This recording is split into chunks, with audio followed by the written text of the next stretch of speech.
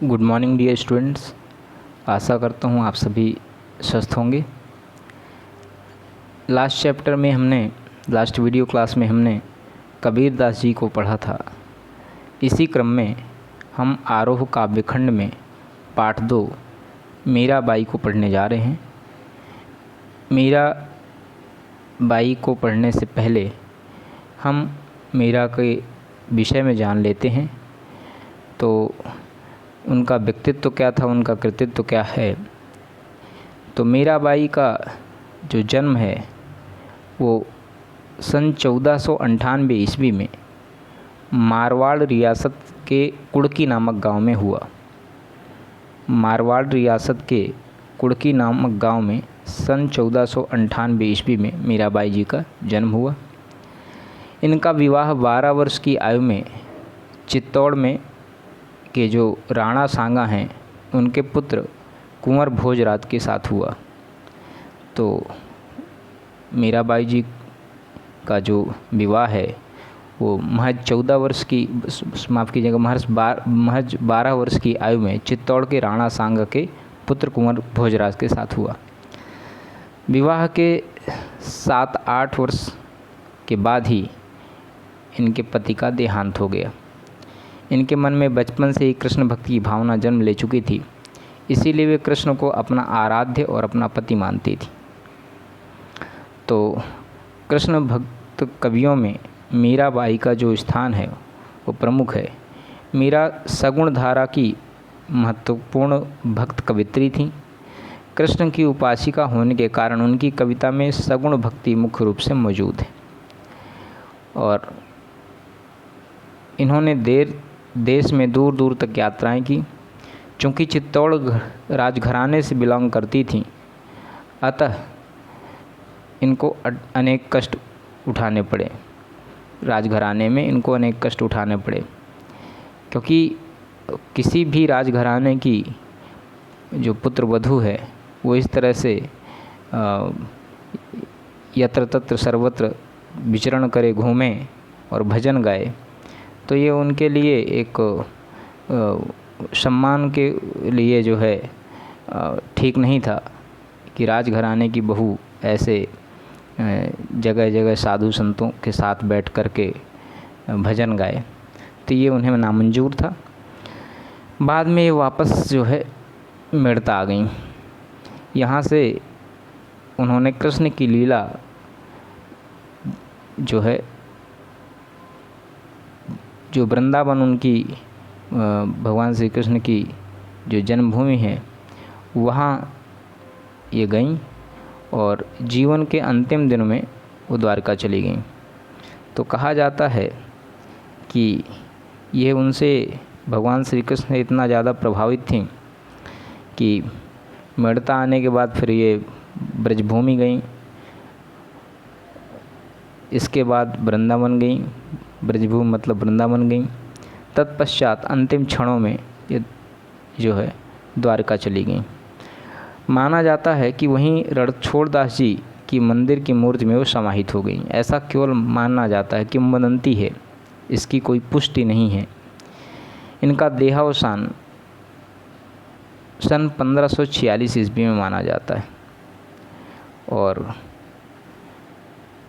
उन्होंने लोकलाज और कुल की मर्यादा के नाम पर लगाए गए सामाजिक और वैचारिक बंधनों का हमेशा विरोध किया, पर्दा प्रथा का भी पालन नहीं किया तथा मंदिर में सार्वजनिक रूप से नाचने गाने के में कभी हिचक महसूस नहीं की।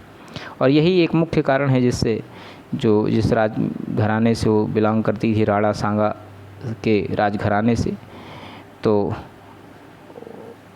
वो लोग कभी नहीं चाहते थे कि मीरा ऐसे साधु संतों के साथ नाचे गाए। और मीरा मानती थी कि पुरुषों के साथ संवाद, जिसे सत्संग कहा जाता था, से ज्ञान होता है और ज्ञान से मुक्ति मिलती है। तो अपनी इन मान्यताओं को लेकर वे दृढ़ निश्चयी थीं। निंदा या बंदगी उन्हें उनके मार्ग से बिल्कुल भी विचलित नहीं कर पाई। और जिस पर विश्वास किया उस पर अमल भी किया। इस अर्थ में उस युग की जहाँ रूढ़ियों से ग्रस्त एक समाज का एक दबदबा था, वहाँ मीरा स्त्री मुक्त की आवाज़ बनकर उभरी। मीरा की कविता में प्रेम की गंभीर अभिव्यंजना है, उसमें विरह की वेदना है और मिलन का उल्लास भी है। कहने का आशय कि मीरा विरह की भी कवित्री हैं और परमपिता परमेश्वर से, आत्मा से परमात्मा के मिलन का जो एक उल्लास है उनके मन में, एक उत्साह है, वो भी समाहित है। मीरा की कविता का प्रधान गुण सादगी और सरलता है। कला का अभाव ही उसकी सबसे बड़ी कला है। उन्होंने मुक्तक गेय पदों की रचना की। लोक संगीत और शास्त्रीय संगीत दोनों क्षेत्रों में उनके पद आज भी लोकप्रिय हैं। उनकी भाषा मूलतः राजस्थानी है तथा कहीं कहीं ब्रजभाषा का भी प्रभाव दिखाई पड़ता है। ब्रजभाषा का प्रभाव इसलिए दिखाई पड़ता है क्योंकि वो ब्रज क्षेत्र में आके भगवान कृष्ण के भजन करने लगी, और राजस्थानी इसलिए क्योंकि वो राजस्थान के राजघराने से थी, राजस्थान उनका जन्म स्थान था, इस वजह से भी जन्मभूमि है, इस वजह से राजस्थानी भाषा का भी उसमें साफ प्रभाव दिखाई पड़ता है। वे बार बार कहती हैं, कोई मेरे दर्द को पहचानता नहीं, न शत्रु न मित्र। यहाँ प्रस्तुत पहले पद में मीरा ने कृष्ण से अपनी अनन्यता व्यक्त की है कि भगवान कृष्ण की वो अनन्य भक्त है तथा व्यर्थ के कार्यों में व्यस्त लोगों के प्रति दुख प्रकट किया है। उनका मानना है कि बाकी जो सांसारिक लोग हैं इन्हें भी भगवान कृष्ण की भक्ति करनी चाहिए। दूसरे पद में प्रेम रस में डूबी हुई मीरा सभी रीति रिवाजों और बंधनों से मुक्त होने और गिरधर के स्नेह के कारण अमर होने की बात कर रही हैं कि भगवान के प्रेम रूपी रस में जब कोई व्यक्ति डूब जाता है या डूब चुका होता है तो उसे कस्टम्स, रीति रिवाज, बंधन, रिश्ते नाते, लोकलाज, ये सब कोई विशेष महत्व नहीं रखते हैं, और गिरधर के स्नेह के कारण वो अमर होने की बात कर रही हैं। दोनों पद नरोत्तम दास स्वामी द्वारा संकलित संपादित मीरा मुक्तावली से लिए गए हैं। और आइए हम पढ़ते हैं प्रथम पद। तो मेरे तो गिरधर गोपाल दूसरो न कोई, जाके सिर मोर मुकुट मेरो पति सोई। छाण दई कुल की कहानी कहा करिहे कोई, संतन ढिग बैठी बैठी लोक लाज खोई। आंसुअन जल सींच सींच प्रेम बेल बोई, अब तो बेली फैल गई आनंद फल होई। देखिए यहाँ पर आनंद लिखा है, ये राजस्थानी भाषा का शब्द है। दूध की मथनियाँ बड़े प्रेम से बिलोई, दधी मथी घृत काढ़ी लियो डारी दई छोई। भगति देखी राजी हुई, जगत देखी रोई। तो दास मीरा लाल गिरधर तारो अब मोही। तो अब देखते हैं प्रथम पद में क्या क्या शब्द हैं जो कि जिनके अर्थ आपको जानने आवश्यक है। छाण दई कुल की कहानी कहा करी हो कोई, मेरे तो गिरधर गोपाल दूसरो न कोई। गिरधर मतलब जो पर्वत को धारण करे, गिर मतलब पर्वत, धर मतलब जो धारण करे, और भगवान कृष्ण ने गोवर्धन पर्वत को धारण किया था। गोपाल अर्थात भगवान श्री कृष्ण, गाय पालने वाला गोपालक और भगवान श्री कृष्ण हैं। जाके सिर मोर मुकुट मेरो पति सोई, जिसके सिर पर मोर मुकुट होगा वही मेरा पति होगा, उन्होंने ऐसा कहा। तो अब कोई भी व्यक्ति मोर का मुकुट, मयूर पंखों का मुकुट लगा ले तो वही उसका पति नहीं हो सकता है, क्योंकि उन्होंने साफ कह दिया है कि वो क्या क्या करता है, उसके बारे में आइडेंटिफिकेशन उन्होंने दिया कि एक तो पर्वत धारण करता है, साथ ही गोपालक है भगवान कृष्ण, और मयूर का पंखों का मुकुट पहनता है। सोई मतलब वही। छाण दई कुल की कहानी, छाण दई मतलब छोड़ दी, त्याग दी, कुल मतलब परिवार की, कहानी मतलब मर्यादा, इज्जत, है ना। तो छाण दई कुल की कहानी, परिवार की जो मर्यादा है, इज्जत है, उसका मैंने ध्यान नहीं दिया। कहा करिहे कोई, कहा मतलब क्या, करिहे मतलब करेगा, कोई मतलब कोई।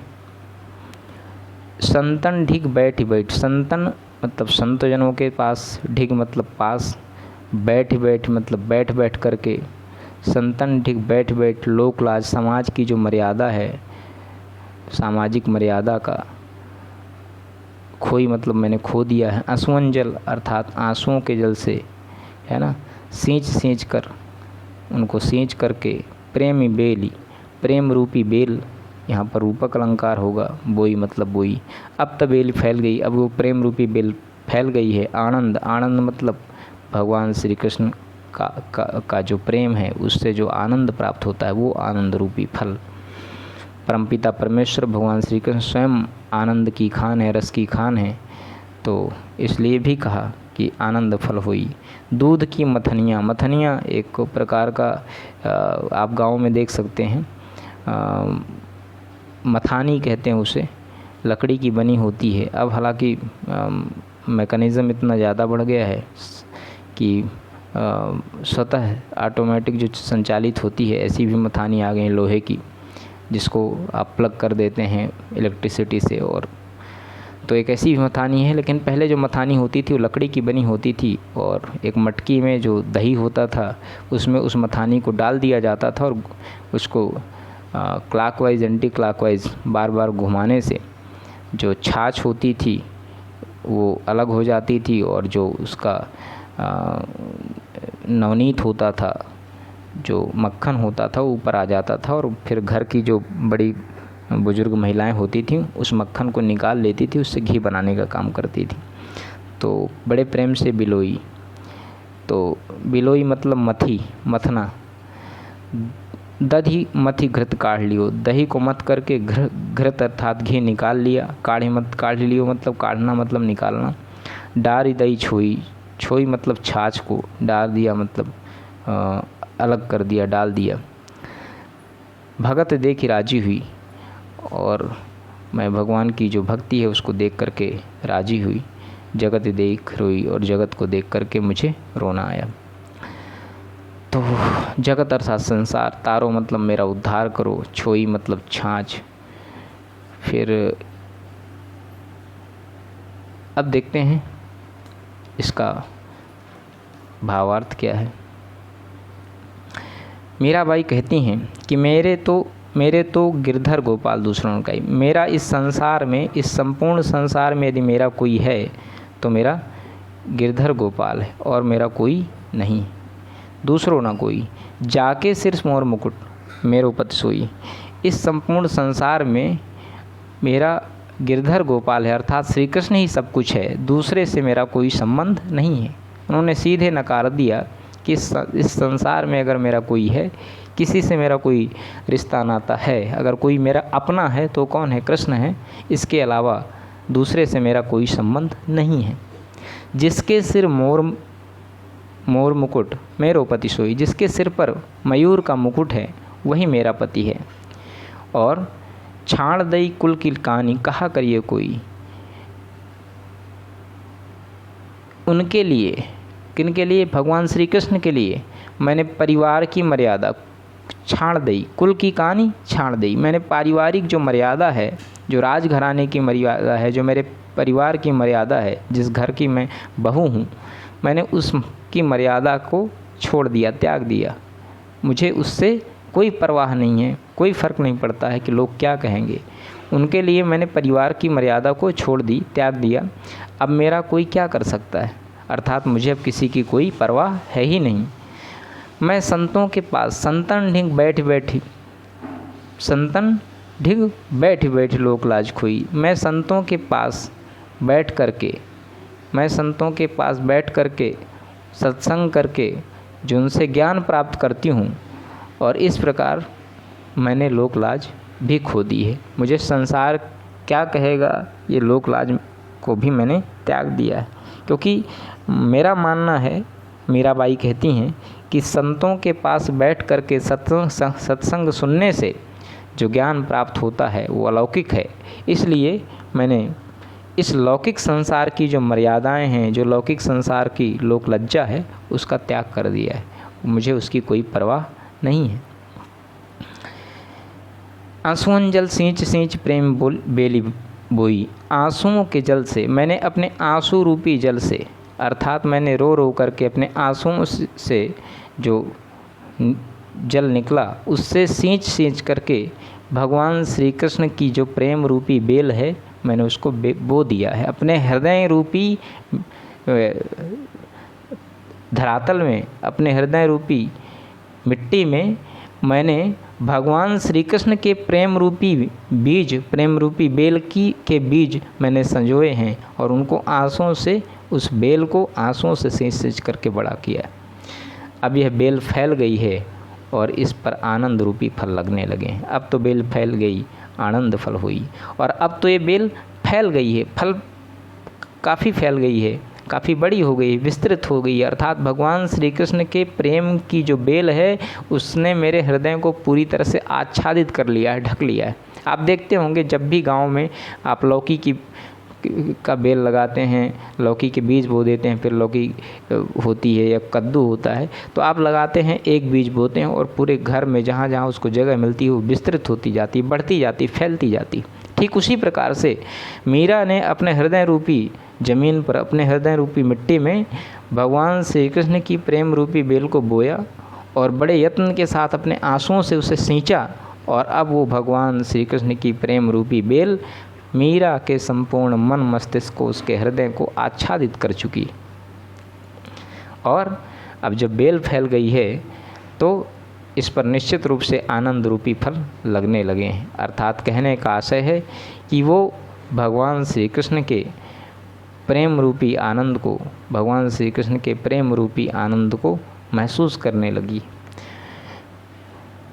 दूध की मथनियाँ बड़े प्रेम से बिलोई, दधि मथ घृत काढ़लियो डाल दई छोई। जो कृष्ण के प्रेम रूपी जो दूध की भक्ति है,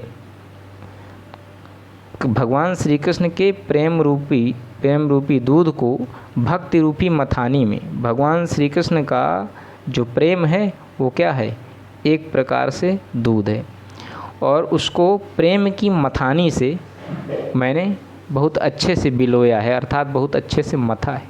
भगवान श्री कृष्ण की जो दूध रूपी, जो भगवान श्री कृष्ण का जो प्रेम है वो क्या है, एक प्रकार से दूध है, एक दही है, एक दूध है, यहाँ पर दूध लिखा है, दूध से ही दही आगे बनता है। तो भगवान श्री कृष्ण के प्रेम रूपी दूध को मैंने भक्ति रूपी मथानी से इतना मंथन किया है, कहने का आशय भगवान श्री कृष्ण के प्रेम को मैंने अपनी भक्ति से मथ डाला है, उसका मंथन कर डाला है। भगवान श्री कृष्ण के प्रेम को अपनी भक्ति से की मथानी से मैंने उसका मंथन किया है, आत्म मंथन किया है। और जब मैंने ये किया तो मुझे मिला क्या, मैंने दधि मथ घृत काढ़ लियो, मैंने दही से सार तत्व अर्थात उसका जो पदार्थ है, जो तत्व है, जो फैक्ट है, वो क्या, घी, उसको निकाल लिया।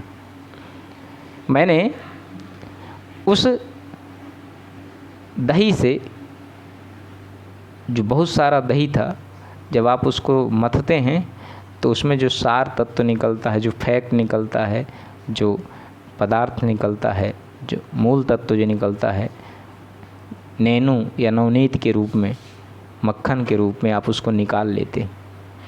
तो ठीक उसी प्रकार से मैंने भी भगवान श्री कृष्ण के दूध रूपी प्रेम को भक्ति रूपी मथानी से बिलोया, मथा, और इस मंथन से मुझे क्या प्राप्त हुआ, सार तत्व प्राप्त हुआ। उस दही से, उस प्रेम रूपी दही से मुझे क्या प्राप्त हुआ, सार तत्व मिला, अर्थात घी मिला। और वो जो घी है वो क्या है, भगवान श्री कृष्ण की भक्ति, भगवान श्री कृष्ण का प्रेम।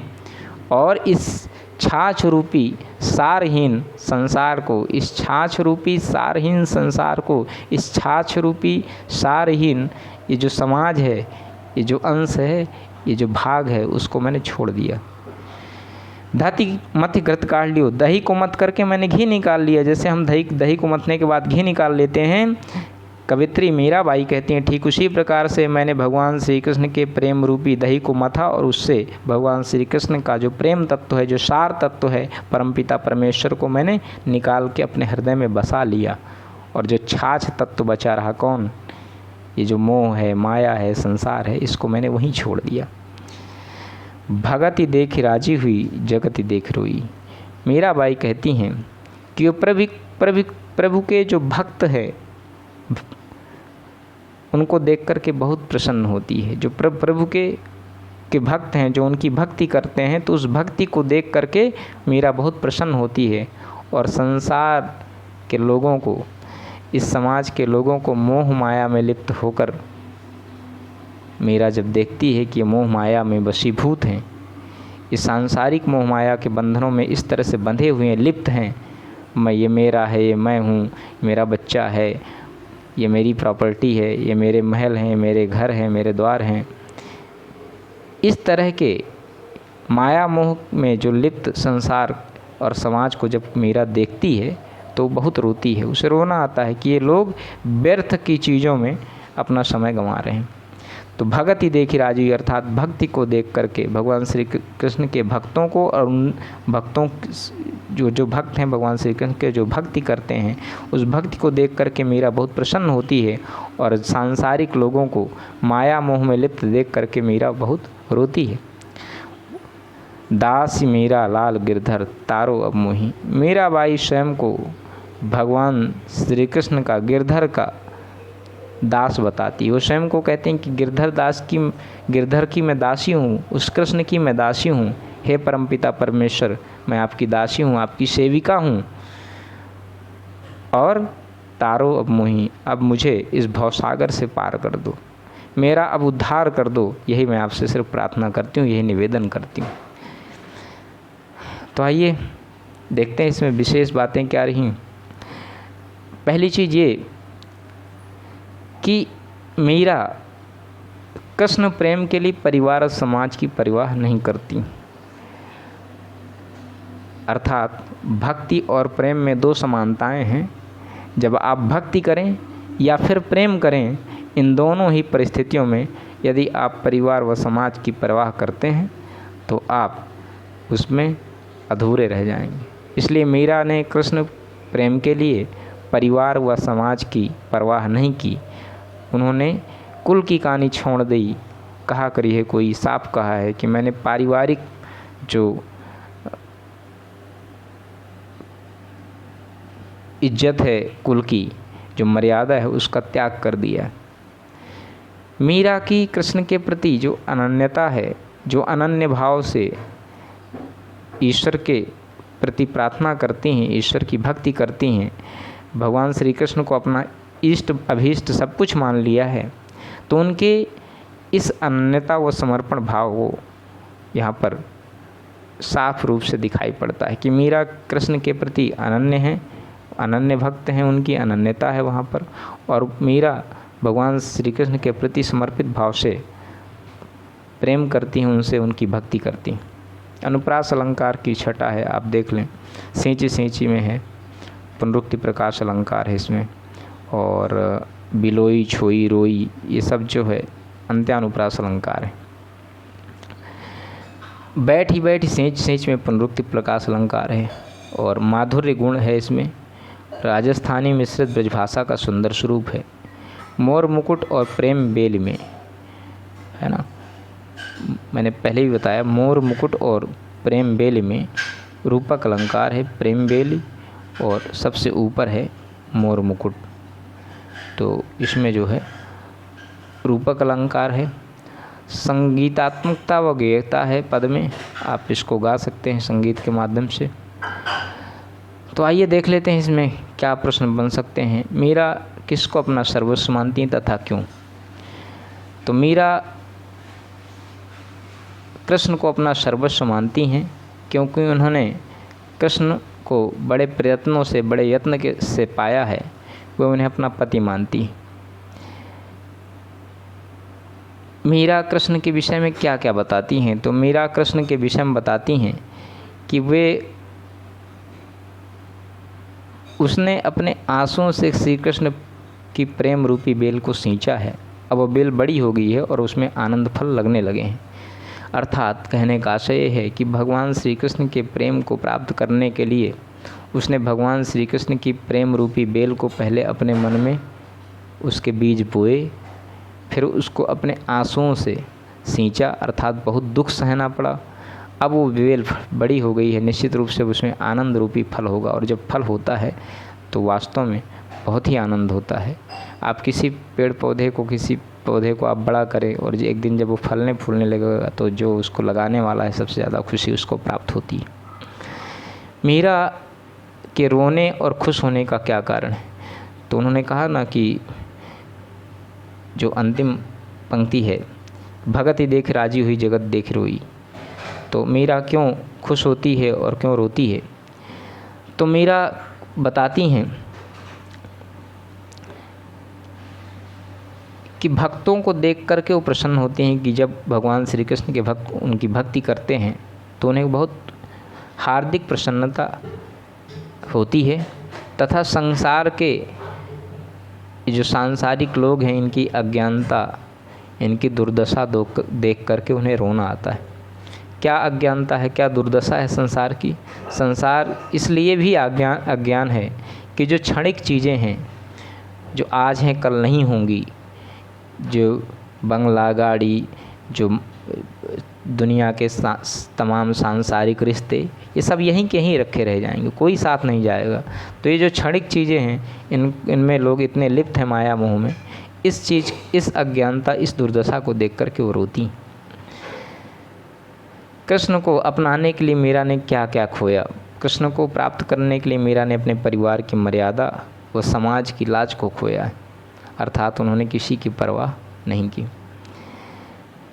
तो ये हमारा मीराबाई का पद 2 हो गया। इसके बाद पद 1 हो गया। इसके बाद हम पद 2 को पढ़ेंगे। आशा करता हूँ आपको समझ में आया होगा। नेक्स्ट वीडियो में हम इसके पद 2 की व्याख्या करेंगे। आप इसके सभी प्रश्न उत्तर करेंगे और साथ ही अगर कहीं कोई चीज़ ना समझ में आई हो तो कमेंट बॉक्स में ज़रूर बताएं। मैं यथाशीघ्र आपके हर प्रश्न का जवाब देने का प्रयत्न करूंगा। तो आज की वीडियो क्लास यहीं फिनिश करते हैं। मुझे कुछ स्टूडेंट्स ने बताया कि सर 1 घंटे डेढ़ घंटे का वीडियो हो जाता है, 50 मिनट्स 60 मिनट का वीडियो हो जाता है, इसलिए वीडियो की लेंथ जो है थोड़ा कम करें। तो आपसे प्राप्त सुझावों को मैंने ध्यान में रखा, क्योंकि पढ़ना आपको है। आप ज़्यादा लंबा वीडियो नहीं देख पाते हैं जिसका ड्यूरेशन ज़्यादा हो, इसलिए मैंने आज थोड़ा छोटा वीडियो बनाया। तो आप मुझे यूँ ही फीडबैक देते रहें, कोशिश करूँगा कि और बेहतर आने वाला कल हो और बेहतर क्लास हो। Okay, thanks for watching.